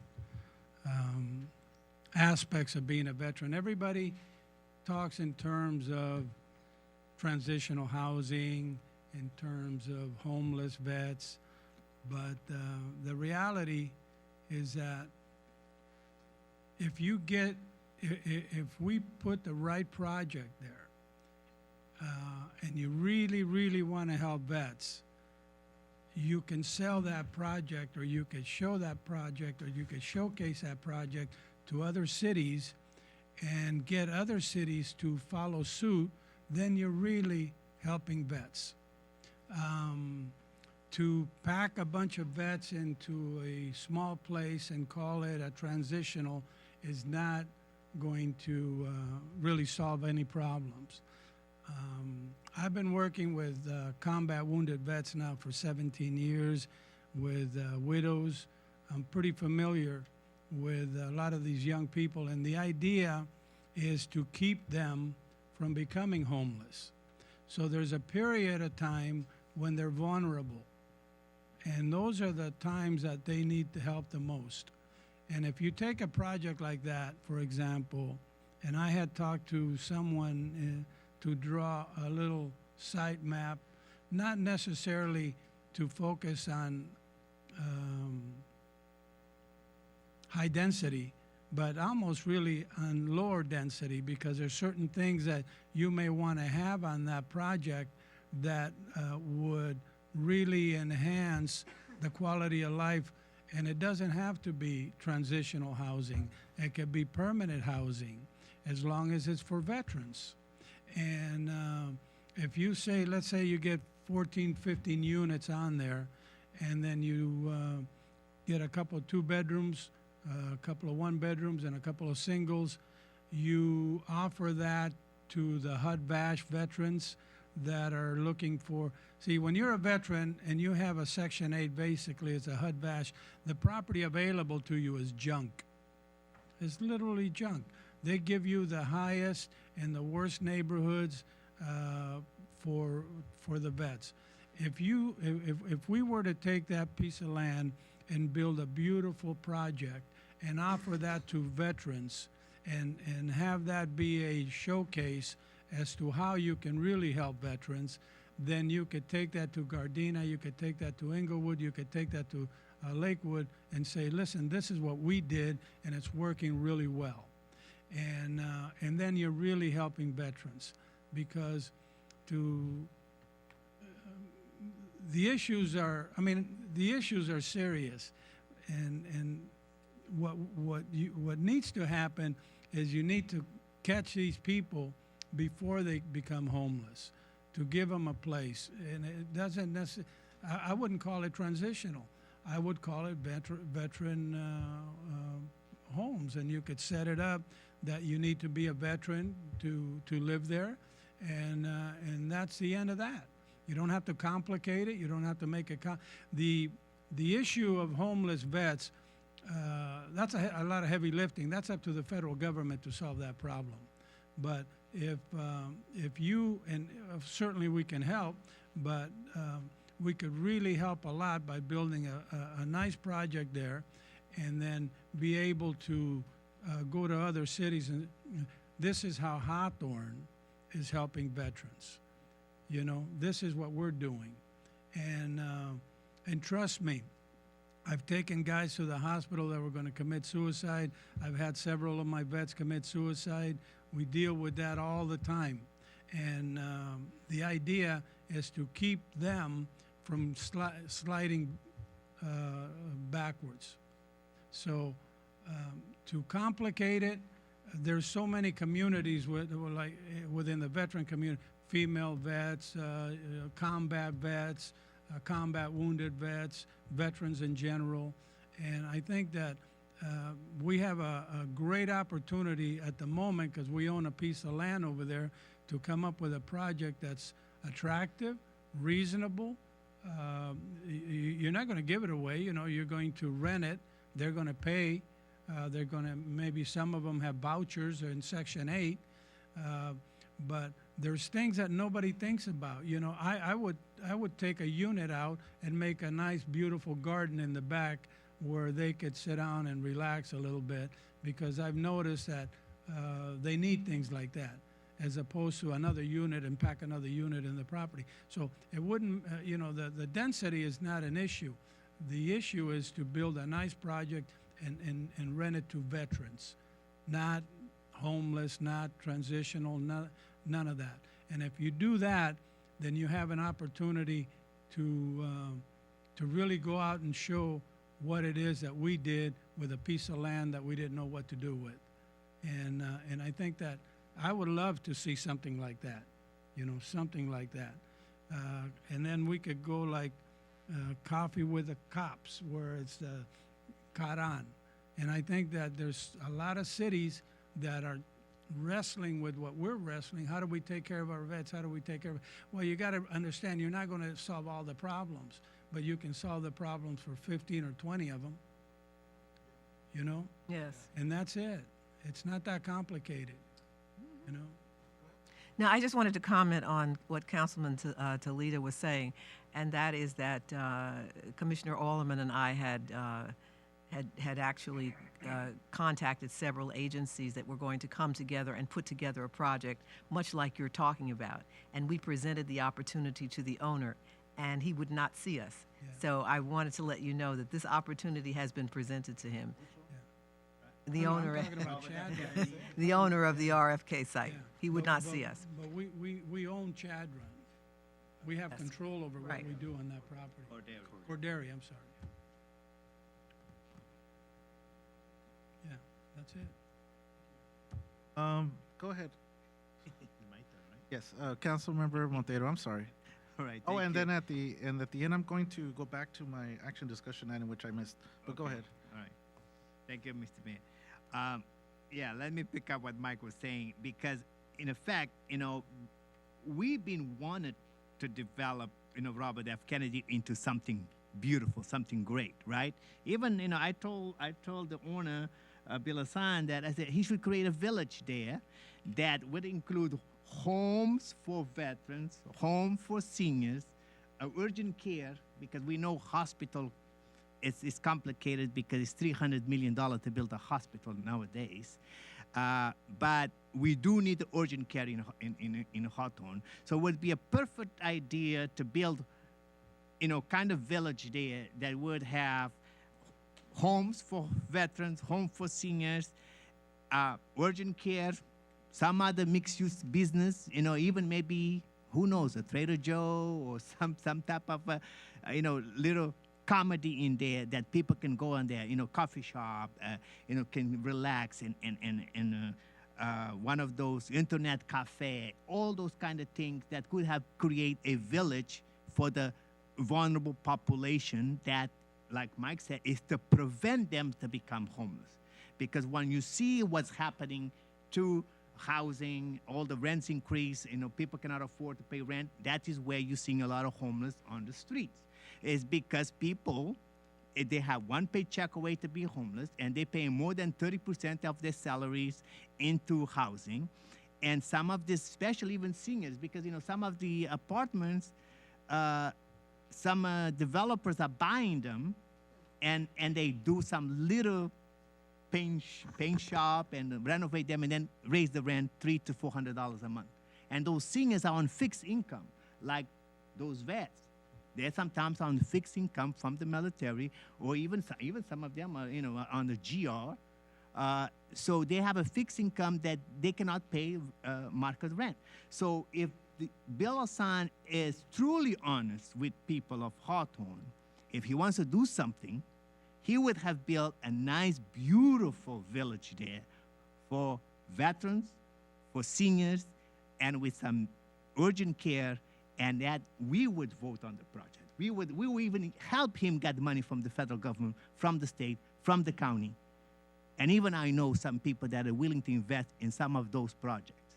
So we will help him if he comes here and present a true plan and stop doing secret meetings with some past, mayors and politicians. So that's my message to him.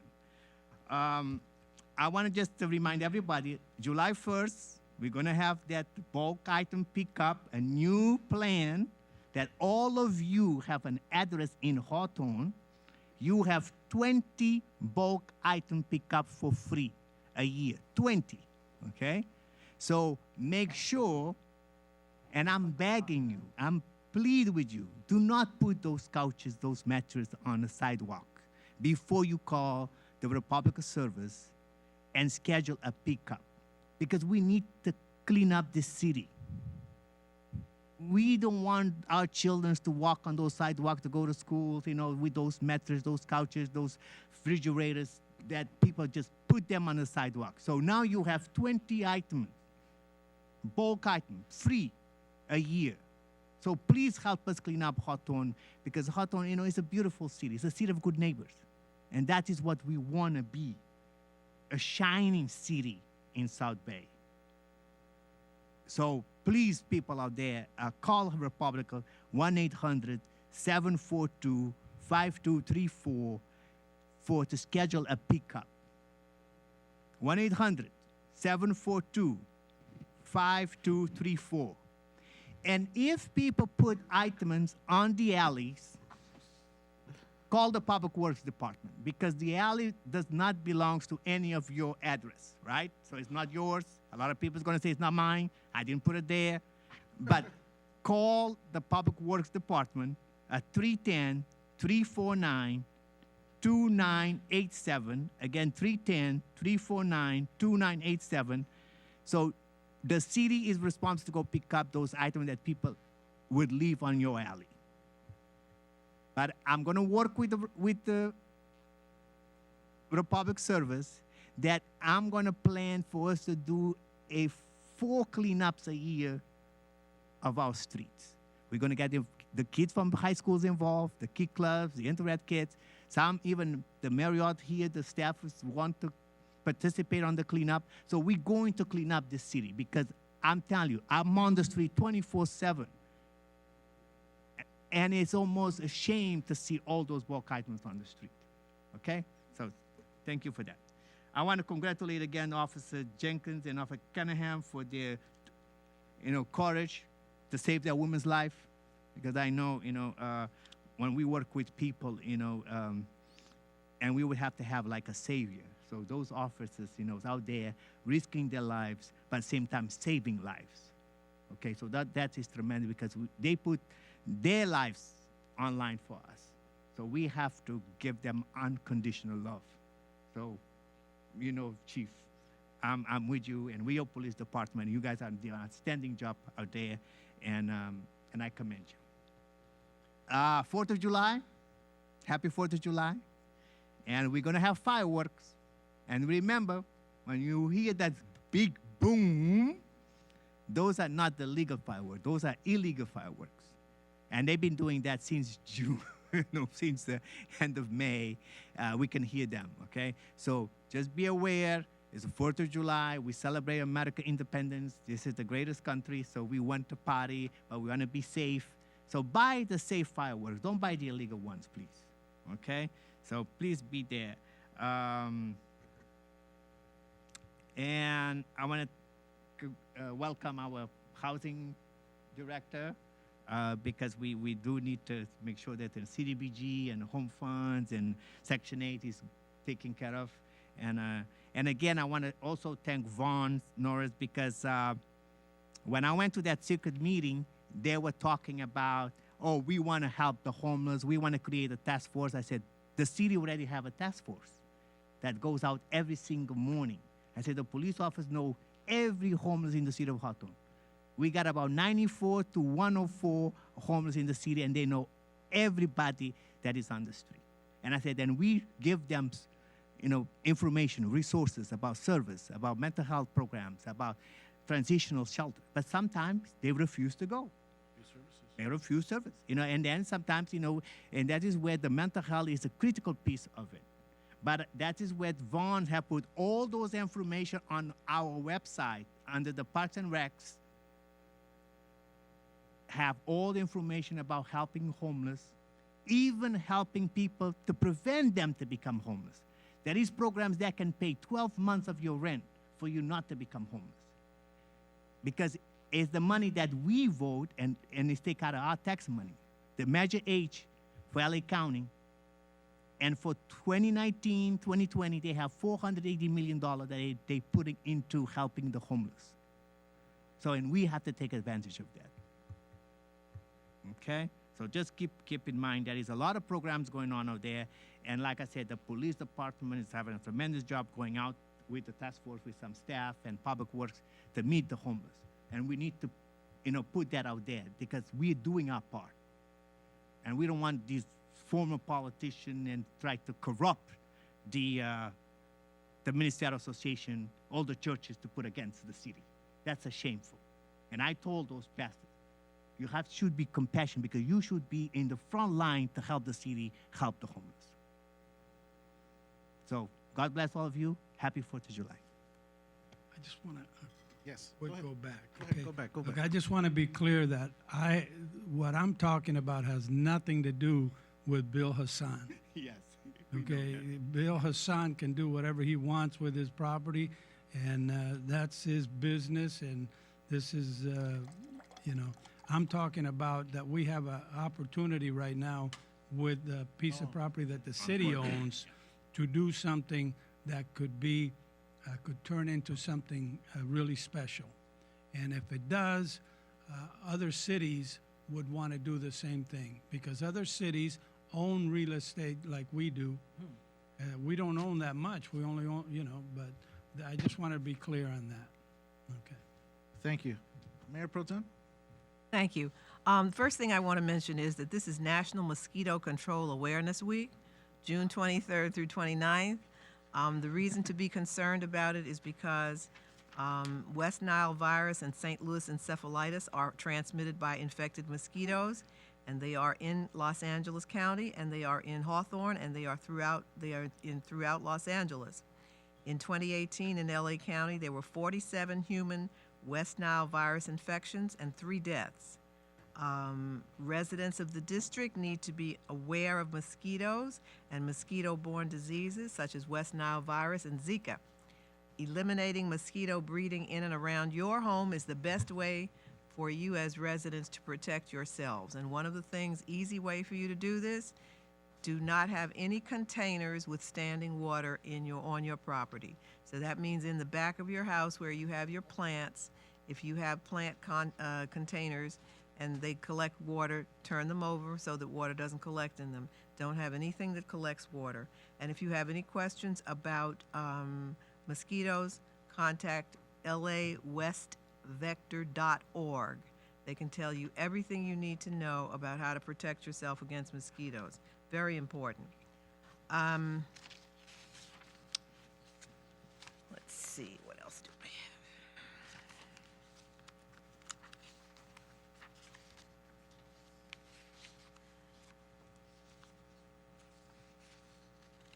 Well, I made my report on the League of California Cities. I think that might be all I have. Oh, yes, very important. I attended Voting Solutions for All People on June 18th. I want to thank, first of all, Dr. Jimenez, Paul Jimenez, for setting that up at the Memorial Center. That is the county's rollout of the new voting plan, which will supposedly make voting much easier. It's called Voting Solutions for All People.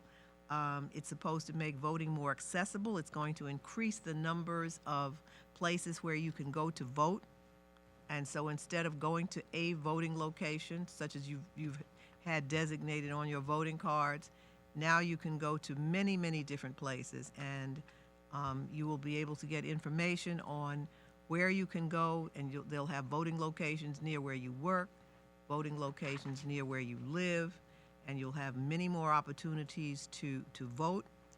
You will also have many more days to vote, because you will have 11 days leading up to Election Day. You can vote during any one of those days. And you will also be able to have an easier time of voting. You can begin the process on your cell phone. It's going to be a much easier process. It's to increase accessibility. And it's also supposedly to increase safety.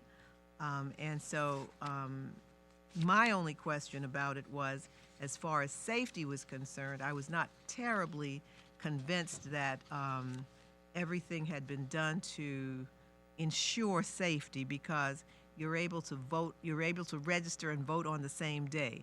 So I had some questions about that, because I'm not sure it's possible to screen unauthorized voters on the same day that they vote. But they claim that they have it all taken care of.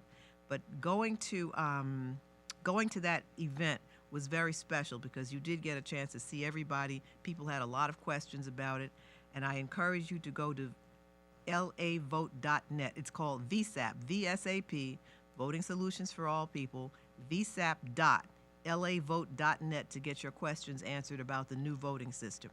And again, I want to thank our City Clerk, Paul Jimenez, for setting that up for the voters of the area. Thank you.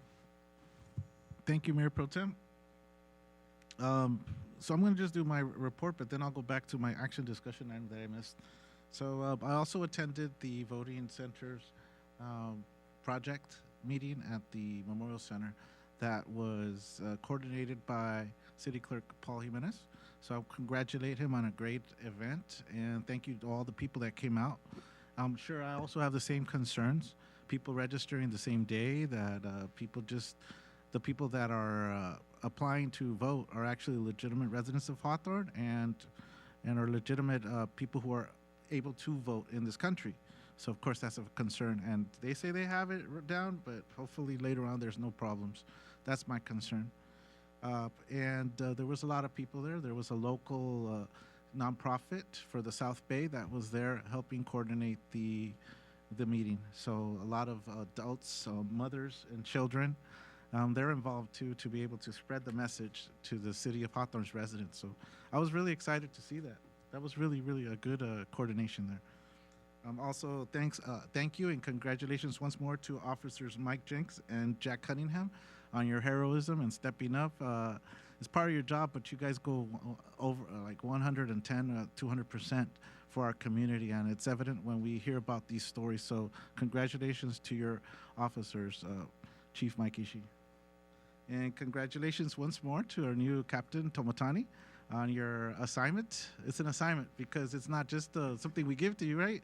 It comes with more responsibilities, I could imagine, backing up the chief and helping us here in the community. So you've earned it. You've been with our community for a very long time, and I think we've all here on the city council, including myself, have built a great friendship with you, and we trust you in this new role. So congratulations once more.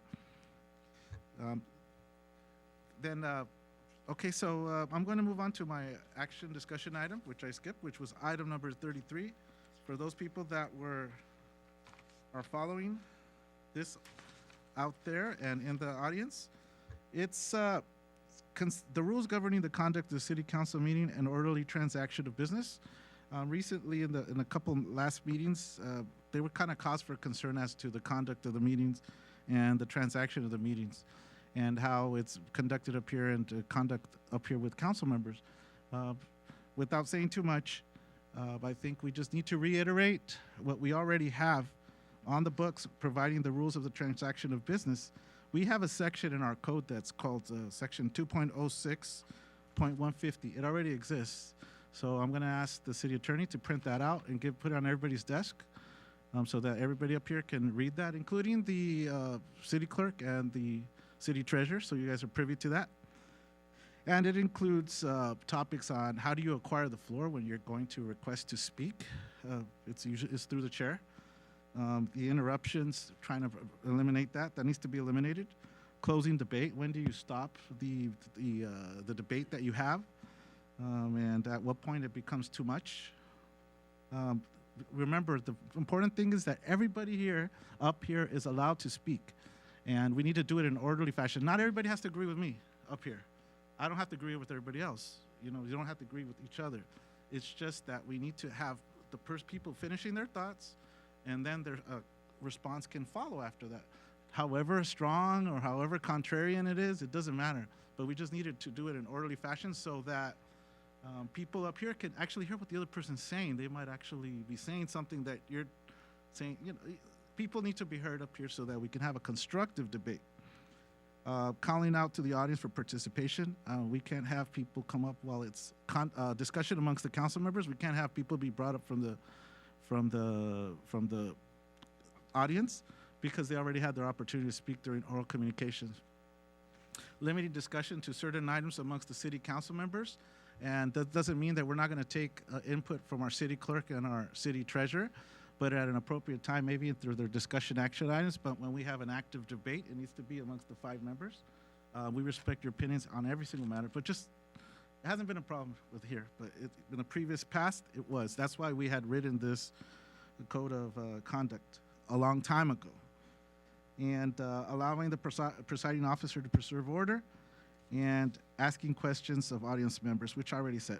So apart from this, there's also a policy, Mr. City Attorney, I forgot to mention to you, a policy that we talked about limiting the amount of presentations that council members are allowed to put on the agenda. That's a policy. It was never adopted as a resolution or It is adopted as an ordinance. Can you bring that?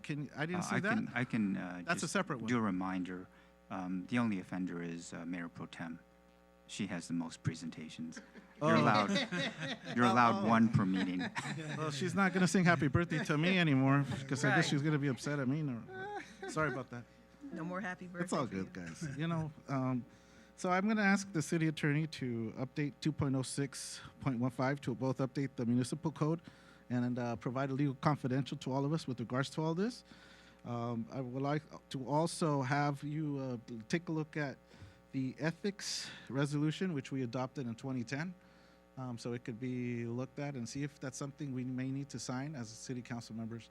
So this is all, like I said, not everybody has to agree over here. Everybody can just do their thing, have their ideas, and that's cool, Lively debate's good, but it needs to be orderly. We're not in one of those other cities that gets crazy. People are throwing things at each other. People are being ejected. People are screaming at each other. We're not one of those cities. We're a great city. We're professional. We're a beautiful city, as was mentioned by our colleagues. We're a growing city. We're getting back on track. We're doing things the right way, and it includes our city council meetings. We're at a level of professionalism and at a level of that has far exceeded, I think, what we've seen before. This great group of people up here has helped in making that happen. We have great staff members, great city manager, great police chief, great staff, great community members that are involved. And I mean, I think what a great combination, right? Okay.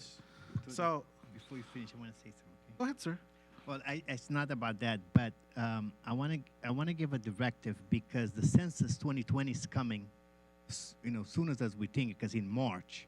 So I would love for maybe to have a presentation about census 2020 and maybe for us to create a committee that is going to reach out to all the residents because the Department of Education and the LACO have brought all the school districts together, and they're going to form a committee that I would love for us to join with them to make sure that every resident of Hawthorne is counted, right? Because on 2010, it was only 58% of the people were counted in the city of Hawthorne. So that's mean, it's money that we lose, right? Because the federal government sends money to the cities, to the states, based on the census number. So we want to make sure that Hawthorne is going to be counted 100%, and for us to get our federal dollar increase, like the CDBG, the home fund. Sometimes they send money for the police departments and some other programs. So we have to make sure that we count every resident of Hawthorne because we've been undercounted. Okay, so 2020 is very important about the census. So I would love to see a presentation in the next meeting. Thank you. Thank you, sir. All right. So if you could, thank you.